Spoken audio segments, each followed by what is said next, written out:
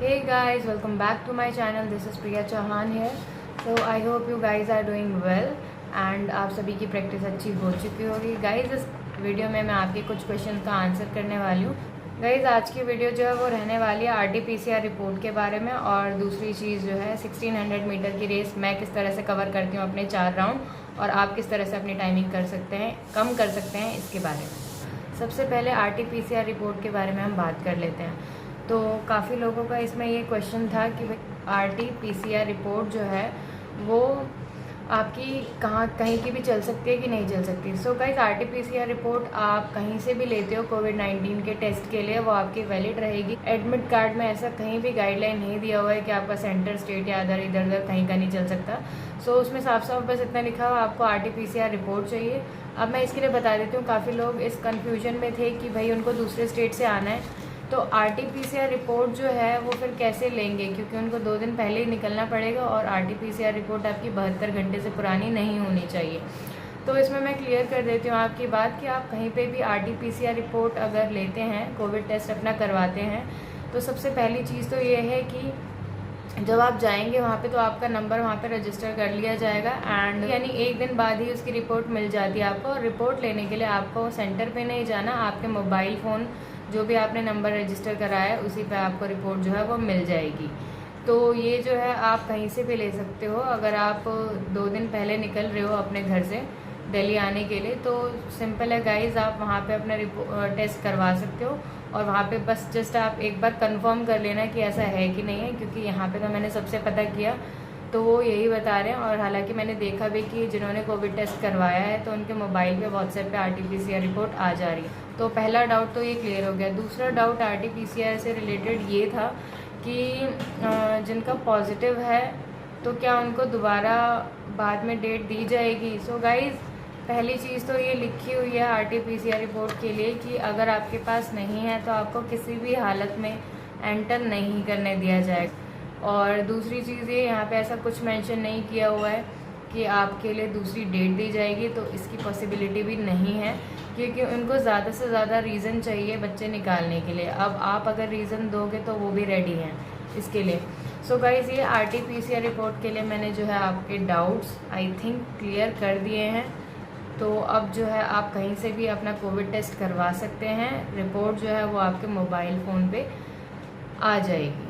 Girls ज़्यादातर पूछ रहे हैं कि उनको लाइसेंस चाहिए कि नहीं चाहिए. सो गाइज़ इसमें हमारा जो कांस्टेबल का नोटिफिकेशन निकला था उसमें क्लियरली ये मेंशन किया गया था कि गर्ल्स को लाइसेंस नहीं चाहिए. हालांकि एडमिट कार्ड में ऐसा फीमेल करके कुछ मेंशन नहीं है, बट नोटिफिकेशन में क्लियरली मेंशन है. तो आप बिना किसी फिक्र के ऐसे ही जा सकते हैं. अगर लाइसेंस है तो आप रख लो, अपनी मर्ज़ी के लिए, आइडेंटिटी प्रूफ के लिए हो जाएगा. अदरवाइज़ ऐसी कोई ख़ास ज़रूरत गर्ल्स को नहीं है लाइसेंस की.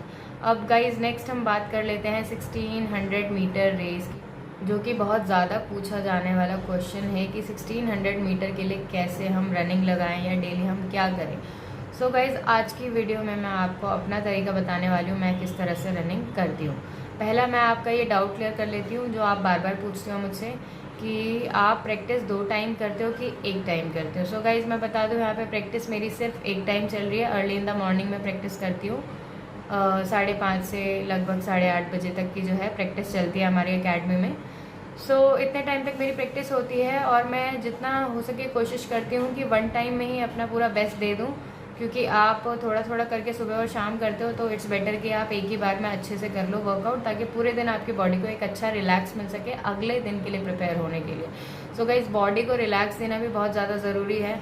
ऐसा नहीं है कि आपकी 9 मिनट आ रही है टाइमिंग, 8 मिनट 8.5 मिनट आ रही है तो 2 टाइम करने से आपका कम आने लग जाएगा. ऐसा कुछ भी नहीं है. काफ़ी लोगों की टाइमिंग बढ़ भी जाती है 2 टाइम करने से, और ये तो अभी लास्ट के कुछ बहुत ज़्यादा क्रूशियल दिन चल रहे हैं. इस टाइम आपको सेफ़ रहना ज़्यादा ज़रूरी है. कहीं पे भी गलती से आपके लग गई तो फिर आप जो है फिज़िकल देने से चूक जाएंगे. तो इसलिए आपको सेफ़ रहकर एक ही टाइम में सबसे बेस्ट प्रैक्टिस अपनी दिखा दीजिए, उतना इनफ है. और संडे को आप रेस्ट लिया कीजिए. 1 दिन हफ्ते में रेस्ट होना चाहिए, ताकि बॉडी जो है मंडे के लिए प्रिपेयर हो सके. दूसरी चीज़ मैं बता दूँ गाइज़, आपको अगर टाइमिंग की बात पूछने की 1600 मीटर के लिए हम हफ्ते में कितनी बार टाइमिंग लें, तो अब वीक में आप 2 बार टाइमिंग ले सकते हैं. वीक में 2 बार टाइमिंग ले सकते हैं। आप लोगों की टाइमिंग कम नहीं हो रही है तो इसके लिए एक एक करके बात कर लेते हैं। सबसे पहली चीज़ तो ये मैं उनके लिए बता दूं जो अकेले से प्रैक्टिस कर रहे हैं, जिनके साथ कोई कंपटीशन देने वाला नहीं है, उनकी हेल्प के लिए कि वो अपनी टाइमिंग कैसे कम करें। तो गाइज़ आपको क्या करना है कि आपको वीक में 2 बार टाइमिंग लेनी है। 2 बार टाइमिंग लेनी, तो एक आप मंडे को रखिए अपनी टाइमिंग, और आप दूसरी जो टाइमिंग है वो 2 या 3 दिन के गैप पे रख सकते हैं। 3 दिन के गैप पे आप जो है आप नेक्स्ट टाइमिंग अपनी रखिएगा। सो गाइज इसमें क्या है कि 2 बार मैंने इसलिए बोला टाइमिंग रखने के लिए, अब आपके पास टाइम बहुत कम है कि आप जल्दी जल्दी जो है अपना प्रिपेयर कर सको, अंडर टाइम जो है वो आ जाओ आप 8 मिनट या 6 मिनट के अंदर अंदर। सो गर्ल्स के लिए मैं स्पेशली बात कर रही हूँ अभी। अगर आप अलोन प्रैक्टिस कर रहे हैं तो आपका ये टारगेट होना चाहिए मिनिमम 5 सेकेंड आपको कम करके चलने ही चलने हैं हर बार के टाइम। जब आप रखोगे, मंडे को रखोगे या उसके बाद थर्सडे को रखोगे, तो आपको 5 सेकेंड, मिनिमम 5 सेकेंड में बोल रही हूँ, जितना ज़्यादा हो सके उतना ज़्यादा अचीव करना है। क्योंकि आपके साथ गाइस कोई कंपटीशन नहीं है, तो आप सिर्फ अपने टाइम में ही कम्पीट कर सकते हो। टाइम को बीट करने का आप एक टारगेट लगा सकते हो कि मिनिमम 5 सेकेंड तो मुझे कवर करके चलने ही चलने हैं। तो इससे होगा क्या कि एक वीक में 2 बार टाइमिंग लोगे आप, और एक बार में 5 सेकंड की टाइमिंग मिनिमम बता रही हूँ। 10 सेकंड, 12 सेकंड, 15 सेकंड आपके ऊपर है कितना ज़्यादा आप कम कर सकते हो। तो मिनिमम 5 से कम तो होना नहीं चाहिए।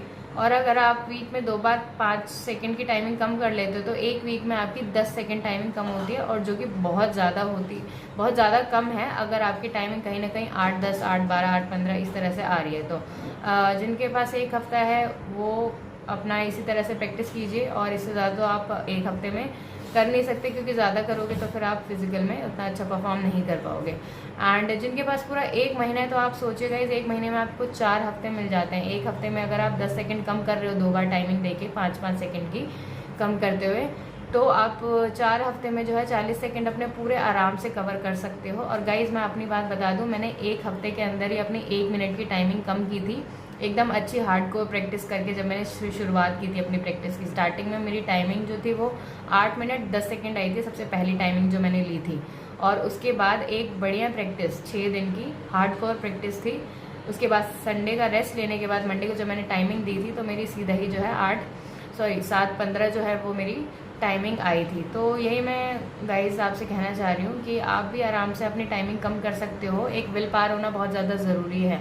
और अगर विल पावर ना आए तो आप सोच लेना, जो आपने अपना 27 लाख बच्चों का कंपटीशन जो फेस करके अभी आप आए हो, दोबारा से फिर उसी कंपटीशन में घुसना पड़ जाएगा। माइंड में ये बात रखना हमेशा, क्योंकि इतना आसान नहीं है। अभी तो कोविड की वजह से जो है आपको ठीक है कट ऑफ नीचे गिर गए, हर बार ऐसा नहीं हो पाएगा। तो ये आपका मौका है, लास्ट ही मौका, आप इसको समझ के कीजिए कि डू और डाई वाली सिचुएशन है और आपको करना ही है। वरना गर्ल्स को तो मैं याद दिला दूँ गाइज, आपको पता ही है इसके बाद जो दोबारा से कंपटीशन फेस करोगे फिर आपका 1 साल 1.5 साल लगेगा, आपको नहीं पता कितना लगने वाला है। ऑब्वियसली ये जो आपका कांस्टेबल का था इसमें ऑलमोस्ट 1 ईयर आपका कंप्लीट होने वाला है अभी सितंबर में। जब आपके फॉर्म फाइनली निकले थे, आपने भरा, तो आप सोचो पूरा आपका 1 साल बर्बाद हो जाएगा। इस टाइम की बहुत ज़्यादा वैल्यू होती है, इसकी रिस्पेक्ट करके चलिए। अभी आपको मौका मिला, अपना बेस्ट परफॉर्म कर दीजिए।